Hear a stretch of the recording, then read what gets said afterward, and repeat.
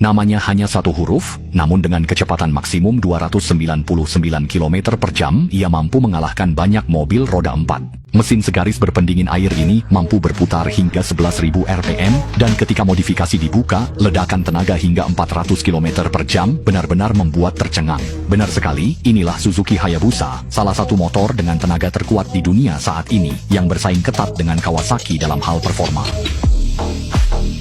Generasi pertama Suzuki Hayabusa lahir tahun 1999 dengan tujuan jelas menjadi motor produksi massal tercepat di dunia dan berhasil mencapainya. Namun, karena khawatir Eropa akan memberlakukan pembatasan kecepatan motor, Suzuki, Kawasaki, dan Honda mencapai kesepakatan yang mengharuskan motor produksi massal berikutnya tidak boleh melebihi kecepatan maksimum 300 km per jam. Jadi, sejak tahun 2000, semua motor dilengkapi dengan pembatas kecepatan elektronik. Hayabusa dilengkapi dengan mesin DOHC 4 silinder segaris berpendingin air berkapasitas 1340 cc yang mampu menghasilkan 190 tenaga kuda pada 9700 rpm. Batas maksimal redline-nya adalah 11.000 rpm. Berbeda dengan Kawasaki yang menggunakan rangka aluminium twin spar, Suzuki Hayabusa sejak tahun 1999 hingga sekarang masih memakai struktur rangka double cradle dari baja. Namun ini bukan berarti kalah dari aluminium. Perlu diketahui, baja yang digunakan ini adalah baja bermutu tinggi.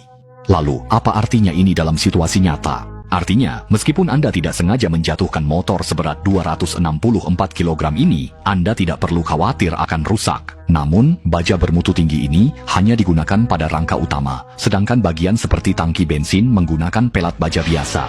Konon, ini dilakukan agar lebih mudah dipasangi tas tangki bermagnet. Selanjutnya, bagian tangki bensin yang tidak diperlukan dipotong, lalu dipasangi 2 set pelindung di sisi luar. Kemudian, dipasang juga plat identitas khas Hayabusa, dan dengan itu, kita telah menyelesaikan tangki bensin aksesori kedua. Untuk menonjolkan keunikannya, Suzuki juga sengaja menambahkan beberapa garis dekoratif di permukaan, guna mengurangi kelelahan visual akibat warna yang seragam. Untuk bagian cangkang fairing, utamanya menggunakan plastik rekayasa yang lebih ringan dan murah dibandingkan serat karbon. Bahkan jika ditekuk pun masih memiliki kemampuan untuk kembali ke bentuk semula. Sekarang, mari kita masuk ke ruang perakitan. Pertama, ban beserta peredam kejut dipasang di bagian depan, lalu fairing yang sudah dilengkapi kaca spion dipasang di atasnya. Setelah semua persiapan selesai, kita bisa mengeluarkan komponen andalan yang sudah lama dinantikan. Luasnya setidaknya menutupi setengah pelindung. Logo Hayabusa yang selama bertahun-tahun tidak pernah berubah. Tak heran ada yang bilang membeli motor Suzuki itu seperti membeli huruf ini. Terakhir, sarung jok diletakkan di atas rangka sambil ditekan dan didorong dengan kedua tangan agar terpasang dengan kuat.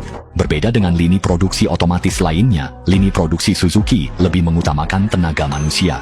Seperti barisan panjang di kedua sisi yang tak terlihat ujungnya, puluhan orang bekerja rapat, kebanyakan merakit dengan tangan menggunakan alat semi-otomatis. Namun, hal ini sangat mudah menimbulkan risiko lain yang tak terduga, yaitu masalah kualitas. Tahukah kamu, ada perlakuan khusus yang jarang diketahui orang terhadap sebuah motor yang lolos uji sebelum sampai ke tanganmu?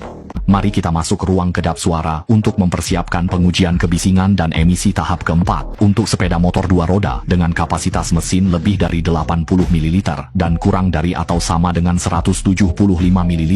Batas kebisingan tidak boleh melebihi 77 desibel. Untuk pengujian ke-6 dalam video ini, yaitu permukaan jalan yang bergelombang, fokus utamanya adalah mengamati apakah pelindung peredam kejut dan ban mengalami kelonggaran, lalu knalpot dipasangi 2 selang untuk menangkap partikel debu. Selain itu, di sini juga ada pengujian aliran udara yang jarang diketahui orang, serta pengujian ketahanan mesin. Sebenarnya berapa lama ketahanan yang dimaksud di sini? Sederhananya, selang bahan bakar dihubungkan ke katup kontrol eksternal, lalu mesin dibiarkan berputar terus-menerus, paling sebentar 3-5 hari, bahkan bisa sampai beberapa bulan. Setiap penumpukan karbon atau keausan pada baja akan langsung terdeteksi, dan ini juga dianggap sebagai uji ketahanan ekstrim oleh pabrik, di mana mesin tidak akan berhenti sedetik pun dari awal hingga akhir pengujian. Motor ini melaju hingga 400 km per jam, namun belum bisa menandingi legenda H2 yang 0 hingga 400 km per jam, rekor tak terkalahkan dalam 26 detik.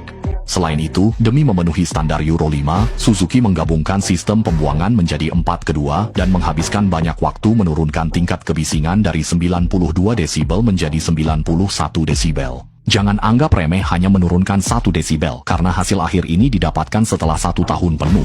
Lalu, menurutmu apa arti dari kata Hayabusa pada Suzuki Hayabusa? Menurut informasi, di luar negeri ada sejenis elang pemburu kecil yang saat menangkap mangsa akan menukik tajam dari ketinggian dengan kecepatan yang bisa mencapai 300 km per jam. Inspirasi desain Suzuki Hayabusa memang berasal dari burung itu. Jadi, ketika kamu melihat seseorang mengendarainya, mereka bukan duduk tegak, melainkan berkendara dengan posisi seperti terbang rendah di atas tanah.